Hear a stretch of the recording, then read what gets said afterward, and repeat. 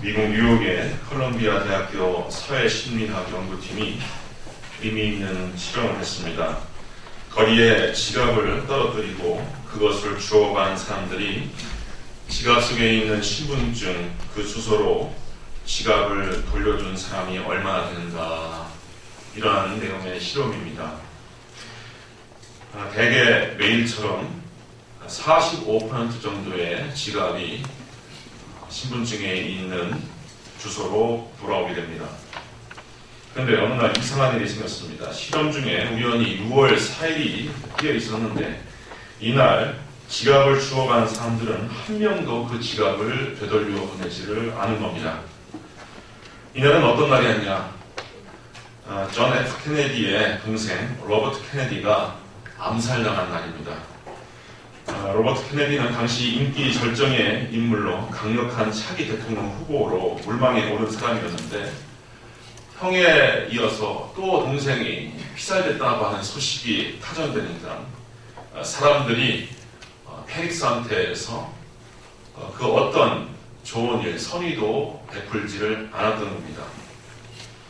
여기에서 심리학자들은 나쁜 소식이 사람들의 행동을 부정적으로 만들 수 있는가 하는 그러한 문제를 연구하기 시작했습니다. 그래서 어떤 사람들에게는 좋은 소식을 계속 들려주고 어떤 사람에게는 나쁜 소식을 계속 들려주면서 그들의 반응을 살폈더니 확실하게 좋은 소식을 들은 사람들이 협조적이고 반대하고 덜 비판적이며 나쁜 소식을 듣는 사람들은 비판적이고 비협조적이었으며 심지어 파괴적인 속성까지 보였다라고 하는 내용입니다.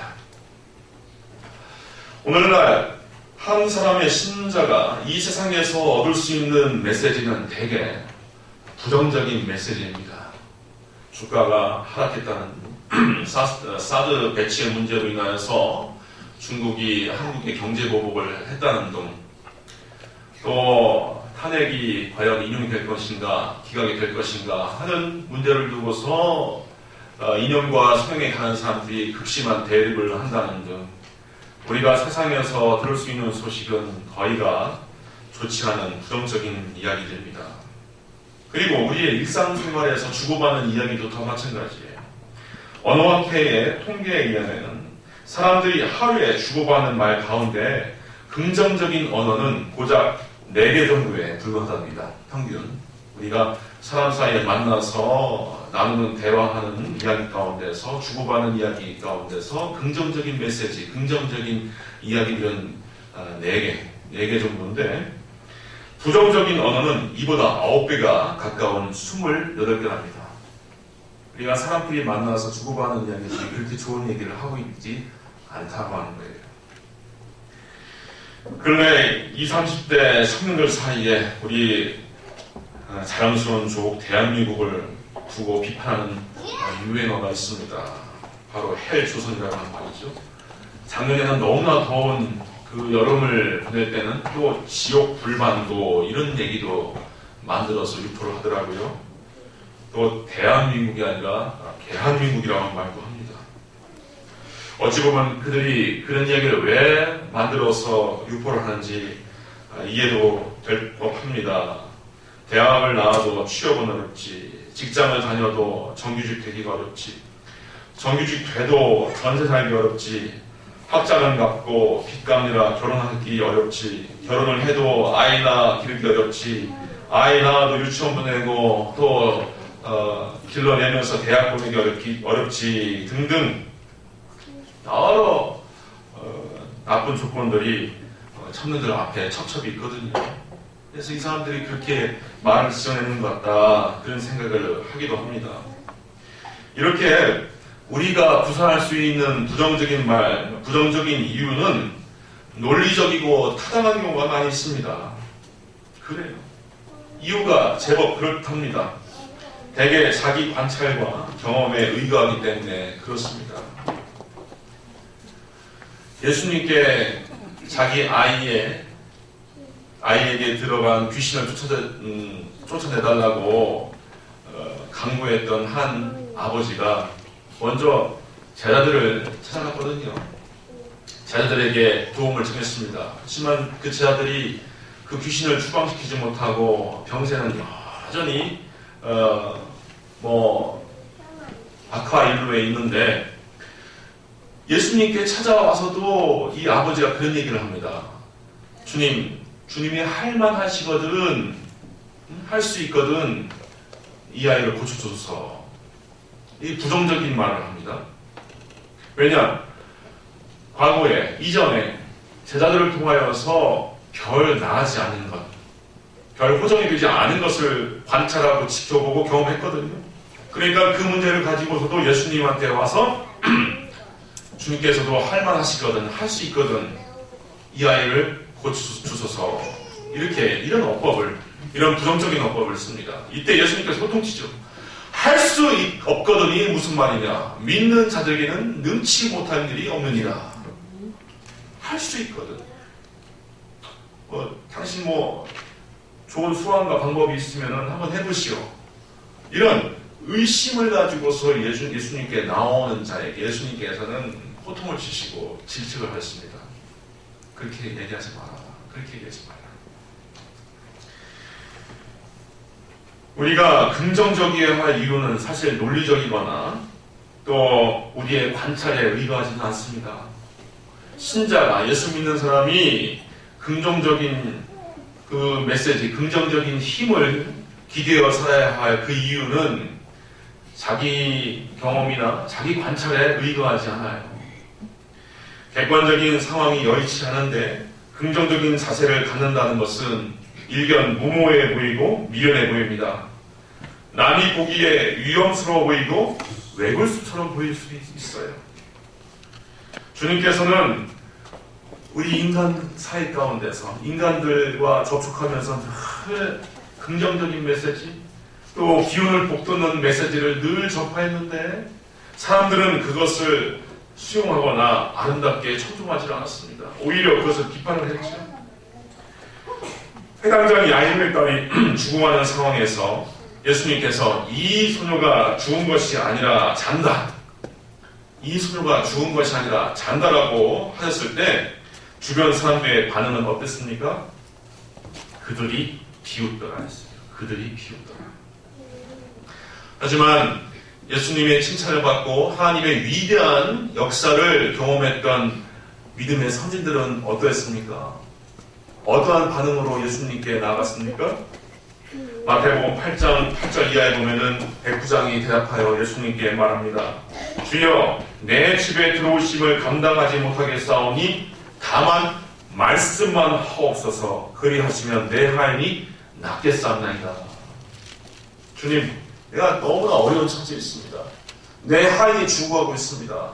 중풍병으로 몹시 괴로워하고 있습니다.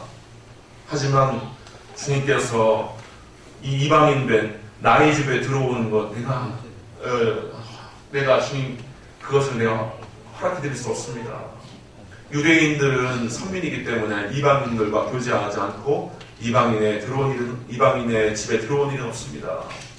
고결하신 예수님께서 누추한 이방인의 집에 들어올 수는 없으나 말씀만 하옵소서. 그리하면 내 하인이 낫겠사옵나이다. 이렇게 놀라운 신앙의 고백을 예수님께 드린다 이거예요. 누가복음 5장 5절 이하에 보면은 시몬 베드로가 예수님을 처음 만났을 때도 그렇습니다. 시몬이 대답하여 이르되 선생님, 우리들이 밤이 새도록 수고하였을 때 잡은 것이 없지만은 말씀에 의지하여 내가 그물을 내리리다. 주님의 말씀에 의지하여서 내가 그물을 내리겠습니다. 이렇게 예수님께 고백합니다. 성지순례를 가보면 알겠지만 갈릴리 호수가 제법 깨끗하고 맑아요. 근데 이 갈릴리 호수에 우리가 잡아먹을 수 있는 생선 종류는 깊은 물에 살지도 않습니다. 보면은 얕은 물가에 아주 바글바글 모여서 그렇게 살고 있는데 이 물고기를 잡을 때 밤이 맞도록, 밤이 새도록 수고하면서 잡아보려고 했지만은 그것 잡혀지지가 않았거든요. 그런데 업으로서 잔뼈가 굵은 베드로였습니다. 업으로서 잔뼈가 굵은 베드로가 자기의 지식과 수완과 경험에 의거해서 깊은 물가에 가서 얕은 물가에 가서 그물을 내려 보았지만 허탕이었어요. 하지만 예수님께서 베드로에게 말씀하신 것은 그의 경험과 그의 사리 분별과는 정반대로 깊은 곳에 가서 그물을 내려라 이렇게 말씀하셨거든요. 예수님, 내가 어부로서 잔뼈가 굵은 사람입니다. 어떻게 그물을 내리고 어떻게 물고기를 잡아야 할지는 내가 충분히 압니다. 그런 난센스 같은 말씀 하지 마십시오. 깊은 물에 가서는 고기를 잡을 수 없는 법입니다. 이렇게 얘기할 수가 있어요. 하지만은 베드로는 어떻게 얘기합니까? 주님, 우리들이 밤이 새도록 수고했지만 그리하여 잡은 것이 없지만은 주님께서 명하시니 그 말씀에 의지하여서 그물을 내리겠습니다. 이렇게 얘기한다는 거예요. 여러분들이 하나님의 위대한 역사를 경험하고자 하십니까?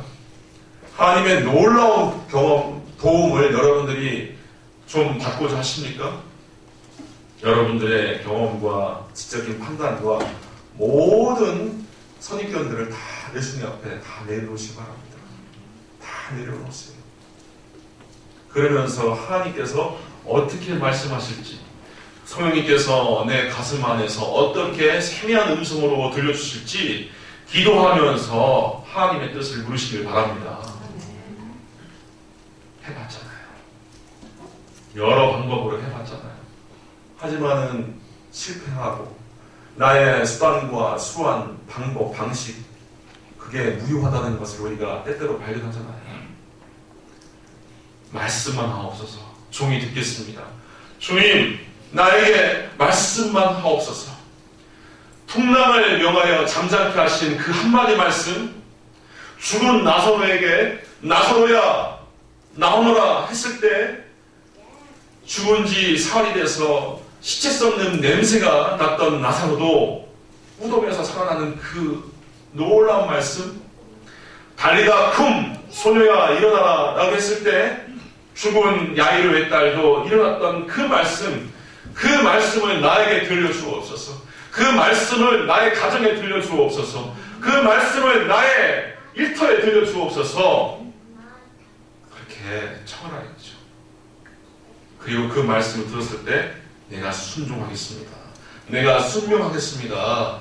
그렇게 고백해야 될 줄로 믿습니다.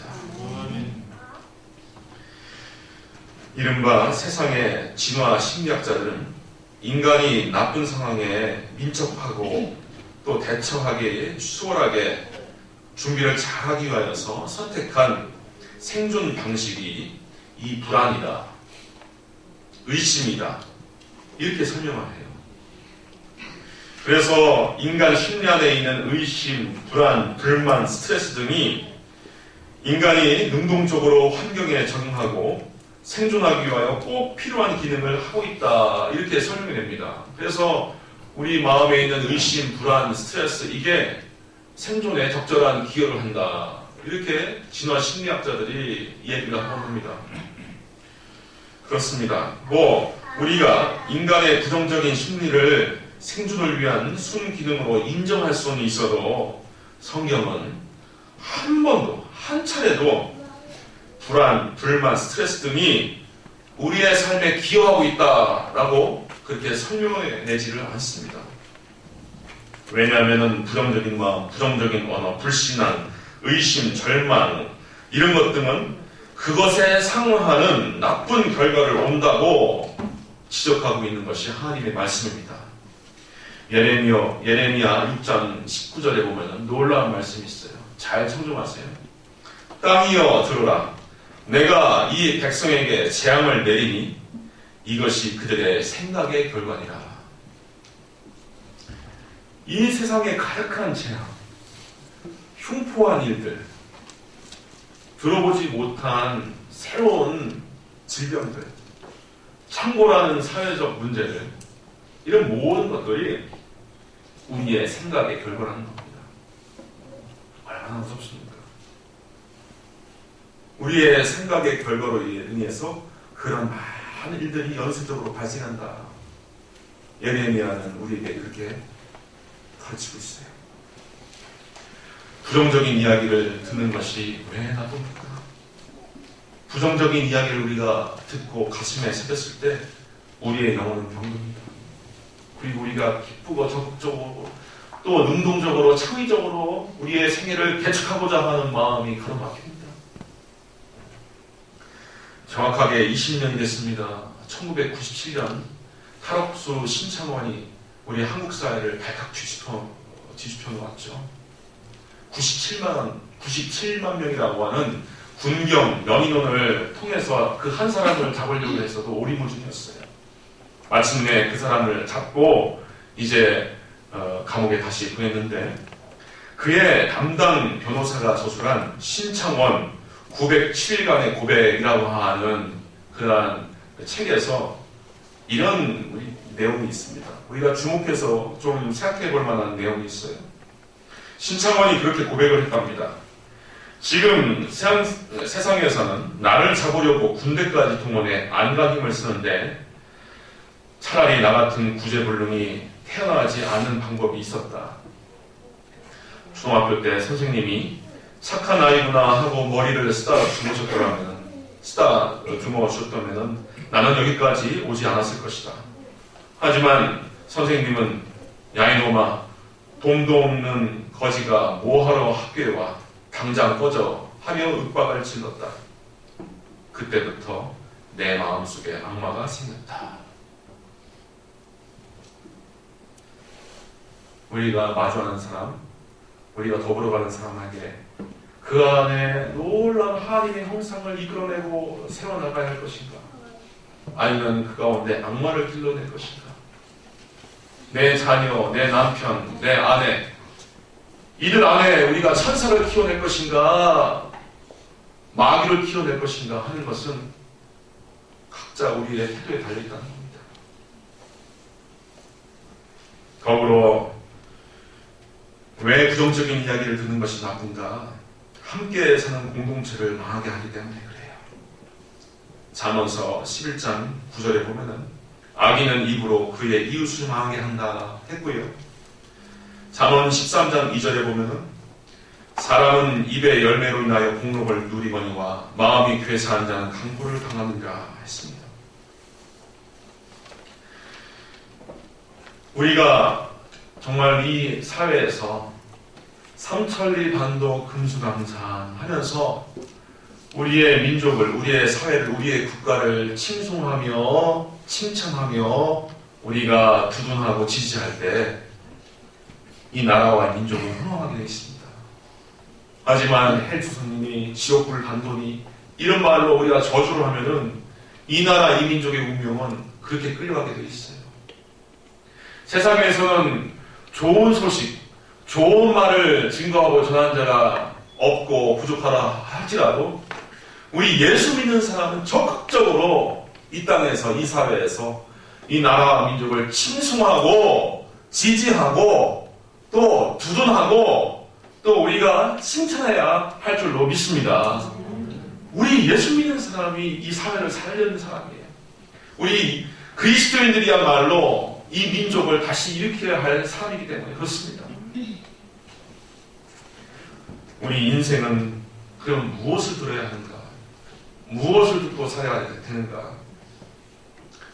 그 무엇보다도 하나님의 말씀이어야 합니다. 성경에는 우리를 살리는 하나님의 말씀이 가득합니다. 성경에는 우리를 살리는 하나님의 말씀이 참으로 가득해요. 힘내라, 축복한다, 할 수 있거든이 무슨 말이냐? 믿는 자들에게는 능치 못한 일이 없느니라. 내게 능력 주신 자 안에서는 내가 모든 것을 할 수 있는가? 이런 말씀이 도처에 가득해요. 그 말씀을 청정하고 듣고 내 양심으로 받아들여야 우리가 삽니다. 히브리서 4장에 보면은 하나님의 말씀은 살았고 운동력이 있어 좌우에 나서는 어떤 검보다도 예리하여 혼과 영과 및 관절과 골수를 찔러 쪼개까지 하며 또 마음의 생각과 뜻을 감찰하니 했어요. 하나님의 말씀을 우리가 온전히 받아들이고 또 우리가 굳게 믿는다면 우리의 육체도 수술됩니다. 우리의 연약한 육체도 관절과 골수를 찔러 조이까지 하면서 우리를 수술하는 역사가 있게 돼요. 그리고 우리의 상한 마음, 우리의 짓밟힌 심령, 이것이 다시 소생하는 놀라운 역사가 하나님의 말씀 가운데 발휘가 되는 겁니다. 하나님의 말씀을 사랑하시길 바랍니다. 아멘. 하나님의 말씀을 늘 청종해야 돼요. 여러분들 어떻게 사시려고 합니까? 세상에서 여러분들 칭송하고 칭찬하고 여러분들 기세워주고 하는 것 별로 없어요. 교회에서 들어야 되고요. 여러분이 각자 묵상하는 하나님의 말씀 성경 가운데서 여러분이 그 말씀을 들어야 됩니다. 스펀지가 물을 먹고 있으면 그것을 찍어 누르면 물이 나와요. 먹물을 머금고 있으면 그것을 찍어 누르면 그 안에서 먹물이 배어 나옵니다.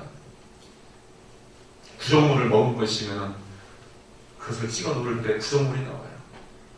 여러분들 주변 사람들 혹은 세상에서 여러분들을 격동시키거나 여러분들에게 도전할 때 하나님의 말씀이 나오는가, 하나님의 말씀이 배어 나오는가, 아니면 원망과 짜증과 불평과 스트레스가 배어 나오는가, 그걸 보면은 진단할 수 있습니다.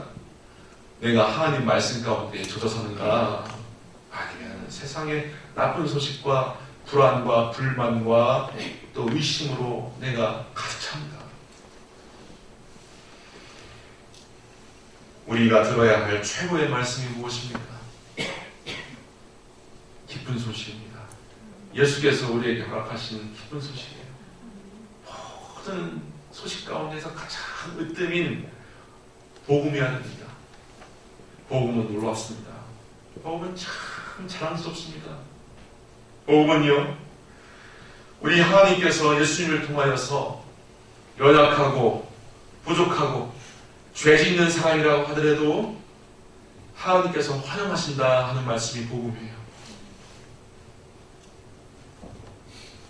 우리가 엄마를 좋아합니다. 어머니를 참 좋아해요. 어머니는 하나님의 사랑에 가장 닮아 있는 아날로기, 유비입니다.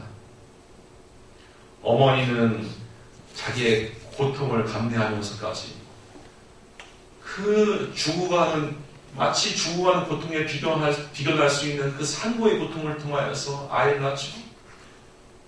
그러면서 아이를 먹이고 기르고 야육하면서 온갖 정성을 다 쏟습니다. 근데 어머니의 사랑은 극진한 사랑임에도 불구하고 늘 관대하고 조건이 없어요. 아이가 못나고 부족하고 아파도 엄마의 사랑은 변치 않죠.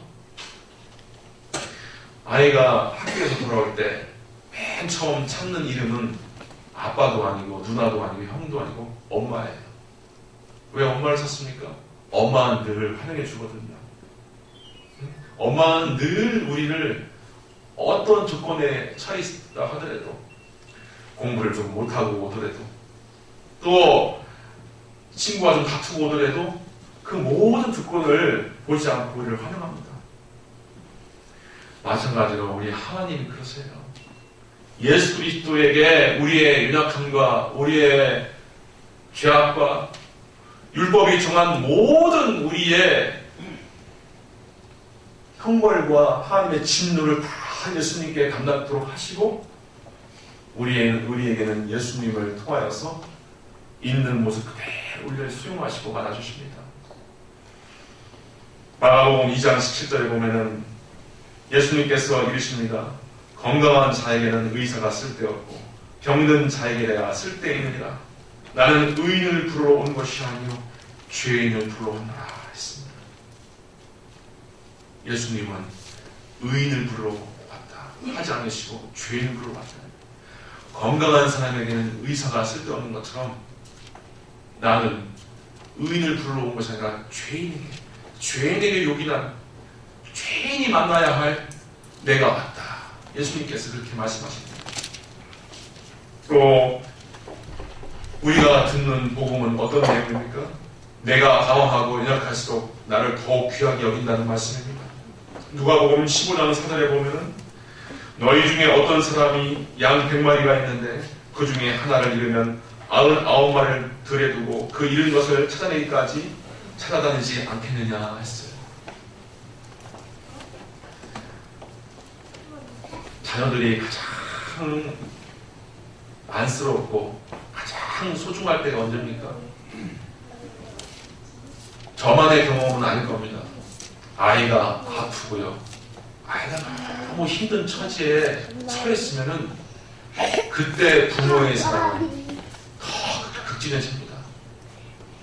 승승장구하고 늠름하게 잘 자라고 또 좋은 대학 붙고 좋은 직장에 붙고 아주 사회생활 건전하게 잘하고 있는 모습도 참 보기 좋고 부모에게 뿌듯하지만 아이가 아프고 연약할수록 부모의 마음은 절절하고 더 그 아이에 대한 사랑이 들끓어요.